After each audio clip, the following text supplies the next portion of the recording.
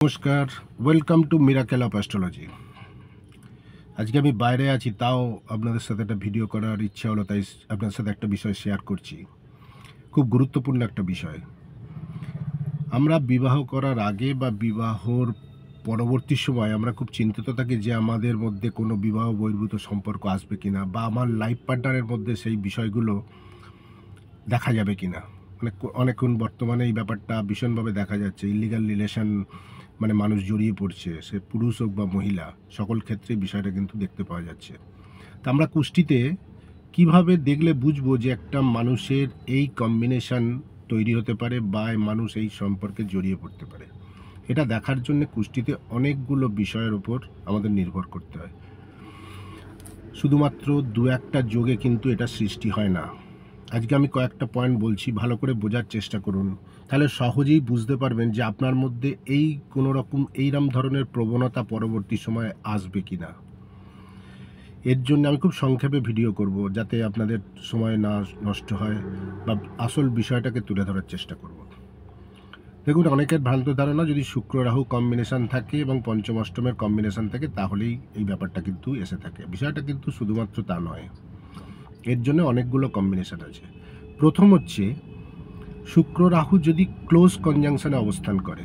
Close conjunction মানে ডিগ্রিগতভাবে যদি কাছাকাছি অবস্থান করে। ধরুন, রাহু হয়তো 10 ডিগ্রিতে অবস্থান করছে, শুক্র 15 ডিগ্রির মধ্যে অবস্থান করছে, বা 5 ডিগ্রিতে অবস্থান করছে, 10 ডিগ্রিতে অবস্থান করছে, এইরকম সিচুয়েশান যদি তৈরি হয়, মানে কাছাকাছি যদি অবস্থান করে, এবং পঞ্চম ভাবের সাথে অষ্টম ভাবের যদি কোনো কম্বিনেশান তৈরি হয়, শুক্র রাহু যুক্ত হয়ে পঞ্চম অষ্টম যদি যুক্ত হয়, সেক্ষেত্রে এই ব্যাপারটা তৈরি হতে পারে। মানে ধরুন, শুক্র পঞ্চম ঘরের অধিপতি হয়ে অষ্টমে অবস্থান করছে, রাহু যুক্ত হয়ে, বা পঞ্চমপতি শুক্র কানেক্ট হয়ে গিয়ে অষ্টমভাবে অবস্থান করছে, রাহু যুক্ত হয়ে, সেক্ষেত্রেও কিন্তু এই ব্যাপারটা দেখতে পাওয়া যেতে পারে।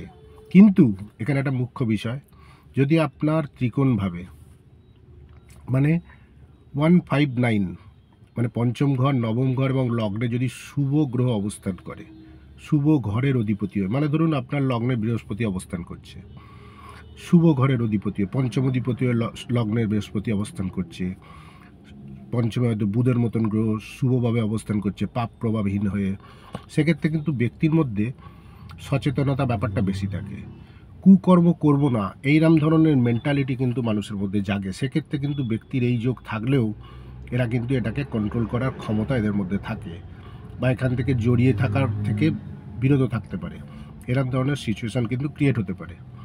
সুতরাং প্রথমে দেখি, বা নবাংশ চার্টে যদি এরকম যোগ দেখতে পান, ধরুন নবাংশ চার্টে আপনি দেখলেন ত্রিকোণে অত্যন্ত শুভ গ্রহ অবস্থান করছে, তাহলেও ব্যক্তির মধ্যে, ব্যক্তির অন্তরাত্মা চাইবে না কোনো দিন এই ধরনের কর্মের সাথে যুক্ত হতে।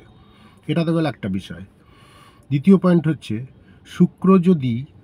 শুক্র যদি মেন বার চার্টের মেষেতে এবং আপনার বৃশ্চিকে অবস্থান করে, এবং মঙ্গলের দৃষ্টি থাকে, বা মঙ্গল শুক্র একসাথে মেষেতে বা বৃশ্চিকে অবস্থান করে, এবং নবাংশ চার্টেও সেম রিপিটেশন যদি আপনি দেখতে পান, ধরুন মঙ্গল শুক্র কম্বিনেশান মেন বার চার্টের মেষ রাশিতে অথবা বৃশ্চিকে অবস্থান করছে, মঙ্গল দৃষ্টি দিচ্ছে, বা একসাথে অবস্থান করছে, তার সঙ্গে রাহুর কোনো প্রভাব হয়তো জড়িয়ে গেছে, এবং নবাংশ চার্টেও যদি সেই রকম কোনো কম্বিনেশান তৈরি হয়, ধরুন নবাংশ চার্টেও শুক্র আপনি দেখলেন মেষ রাশিতে অবস্থান করছে বা বৃশ্চিক অবস্থান করছে, মঙ্গলযুক্ত, রাহুর দৃষ্টি পড়ছে, সেক্ষেত্রেও কিন্তু বিবাহ বহির্ভূত সম্পর্ক আসার সম্ভাবনা তৈরি হয়।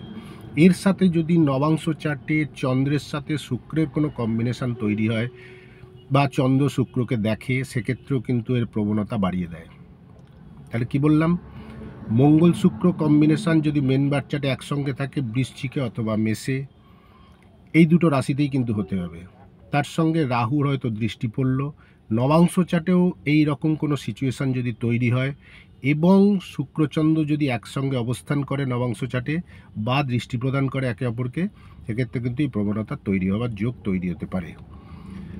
3 নম্বর পয়েন্ট কি, আপনার পঞ্চমপতি মানে আপনার লগ্ন চার্টের যেই পঞ্চমপতি হোক, সে নবাংশ চার্টের দ্বাদশ ঘরে অবস্থান করে যদি রাহু, কেতু বা মঙ্গল যুক্ত হয়ে থাকে, বিষয়টা দেখবেন লক্ষ্য করে।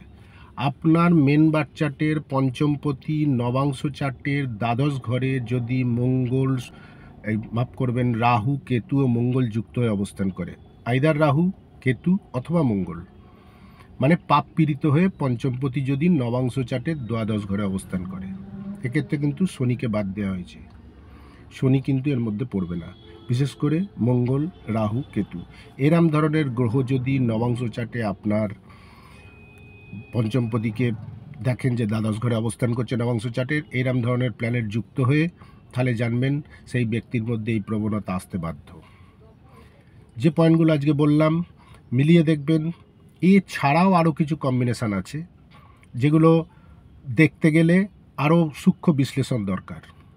মিথুন রাশিতে শুক্রের অবস্থান নবাংশ চার্টে, মেন বার্থ চার্টে যদি দেখেন মঙ্গলের সাথে শুক্রের কম্বিনেশান এবং মিথুন রাশিতে শুক্র অবস্থান করছে নবাংশে, সেক্ষেত্রেও কিন্তু ব্যক্তির মধ্যে রোম্যান্সের প্রতি যে আকর্ষণ, এটা কিন্তু বৃদ্ধি ঘটতে পারে।